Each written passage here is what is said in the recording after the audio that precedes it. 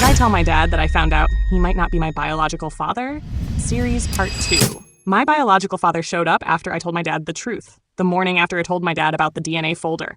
I woke up to a voicemail that made my blood run cold. It was from a man named David saying he had been waiting 26 years to meet me and that he knew I had finally learned the truth Aita there. Replaying it over and over because I hadn't been told anyone I found him yet, but somehow he already knew I had barely slept since the confrontation. The night before, my dad just sat in silence after I showed him everything. Then he told me he needed time to think and walked out of the house. My mom locked herself in her room and refused to speak to either of us. It felt like I had destroyed my entire family in one night. I grew up in Michigan thinking my life was stable. My dad was the man who raised me, taught me how to drive, helped me through college applications, and showed up for every important moment. Now I was suddenly being told another man might be my biological father, and that my mother had been hiding it for my entire life. 2 days after the voicemail, I got a text message from David asking to meet in person. He sent a photo of himself standing outside a coffee shop nearby and said he would wait there if I was ready. I did not know what to do, but something inside me needed answers, so I went.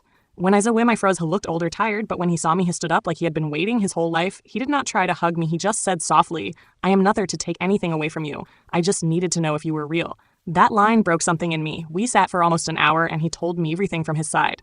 He said he and my mom were in a serious relationship before she met my dad, and when she left, I had no idea. She was pregnant until months later. He claimed he tried for years to get answers, but every lawyer he hired was blocked, and every attempt to reach her was shut down. Then he showed me something I was not ready for. A thick folder of returned letters, unopened court filings, and emails she had sent over the years, all marked as undelivered or need access. My hands were shaking, because if it was true, then my mom did not just hide the truth, she actively built a wall between me and him for decades. But that was only the beginning. When I went home, my dad was waiting for me in the live-in room for the first time since everything started. He looked exhausted and different, like something inside him had broken or finally settled. He told me he had met with a lawyer and requested his own paternity test, not because he doubted me, but because he needed the truth before making any decision about our future. Then he said something I will never forget. He said, "No matter what the test shows, you are still my son, but I need to know who I have been protecting all these years."